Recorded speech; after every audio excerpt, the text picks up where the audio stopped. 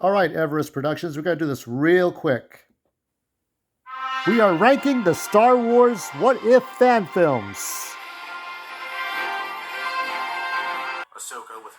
Now, this one is What If Ahsoka Joined Maul, which I did enjoy to a point because obviously I would have to put this. I'm ranking this at the bottom. This is sort of like average to above average. I think it was just interesting, very interesting.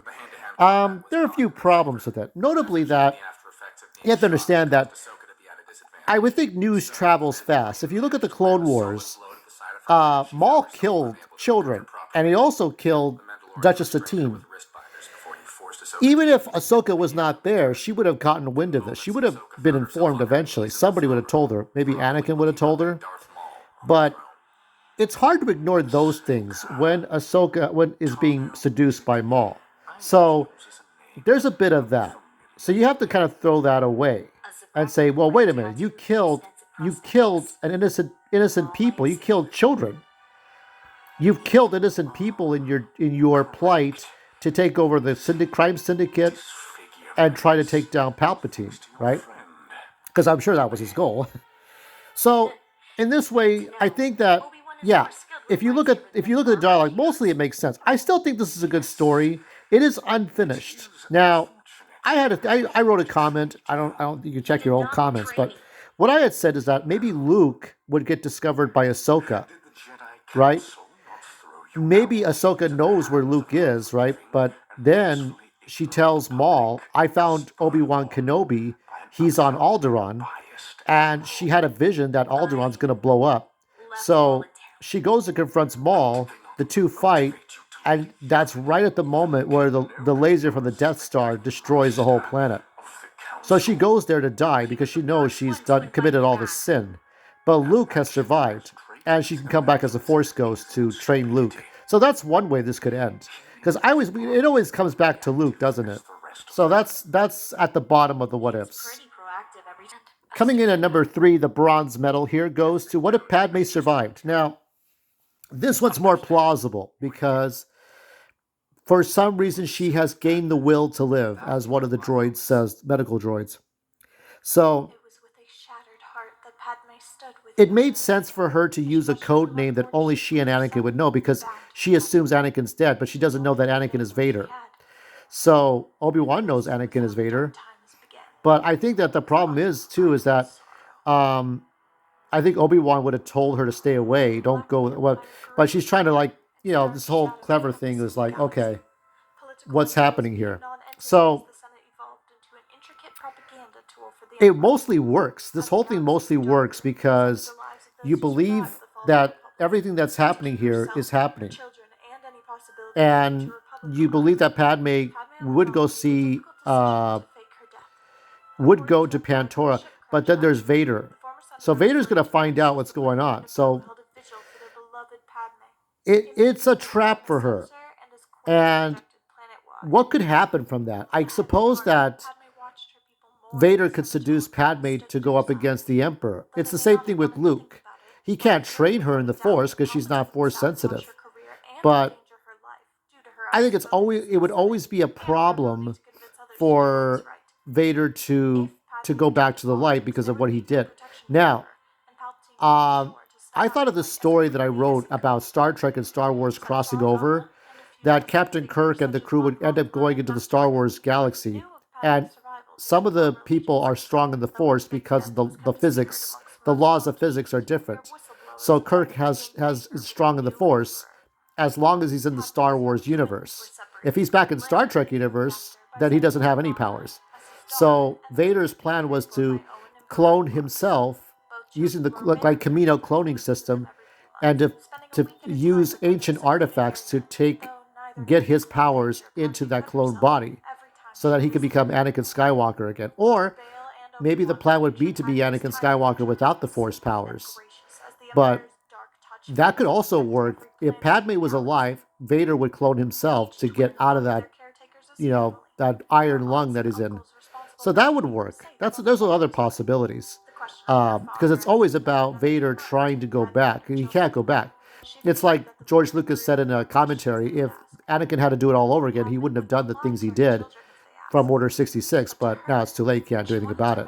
So this is above average. I like this one. This is, I mean, it just mostly it makes sense, but I think Obi-Wan would take better care of Padme when Vader is, starting to realize that she's not dead, that the Emperor lied.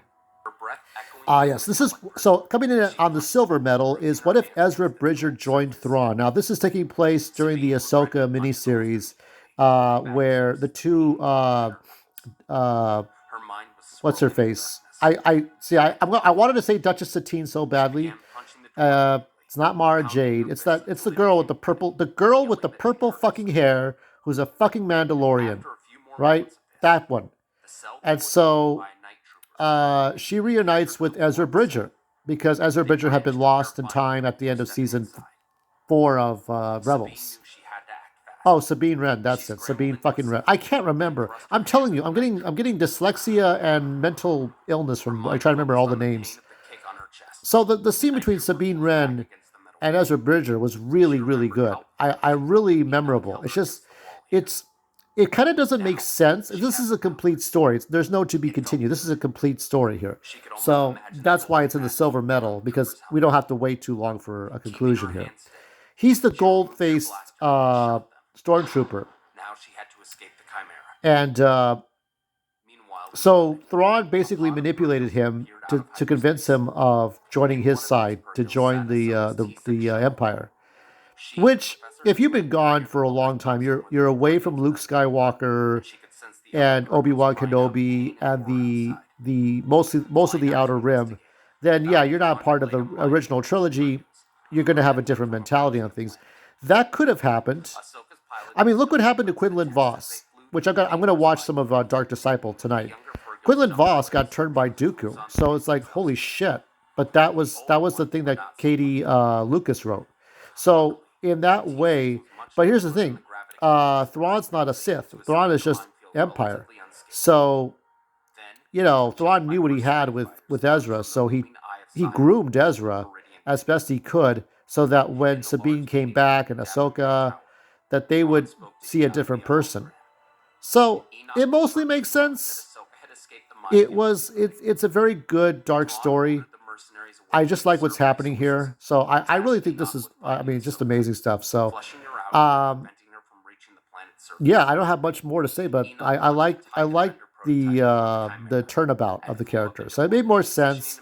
You kind of have to flex your mind a bit because again, it's Thrawn, and it's being away from the Outer Rim. It's being away from everyone else. It makes more sense in this than the other two stories.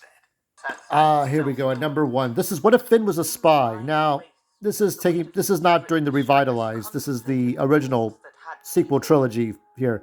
So if Phasma wasn't like angry to kill Finn was a spy working for him. And he gets the shit beaten out of him too, to make it look good that he got away from Phasma. So Finn is still working for the Empire, but he's no longer a stormtrooper. Now he's an Imperial, he's a double agent. So that actually is very interesting to see how that would have gone, to see him defecting, but it's not really a defection. It's just him being like evil. That's actually a really good what if. And there aren't really any what ifs for the sequel trilogy because the sequel trilogy's had a bad name these days. A few bad names. So I like this one. Maybe you can explore it more to see what Finn would do in the other movies. Would he betray? Well, I guess this is taking place during The Last Jedi. So the Rise of Skywalker, like what would the culmination of his double dealings be? Would he stop Luke? Would he stop Rey? What would have happened? I don't know. Maybe he would have sided with the Emperor. It's hard to say. This is good. A to A plus for this one. So that's it for now. I'm going to be watching. I'm going to give another recommendation for another fan film, and I'm going to be watching Dark Disciple, and then we'll all be waiting for Darth Plagueis and maybe Dawn of the Jedi if you want to do that one. The Resistance has accepted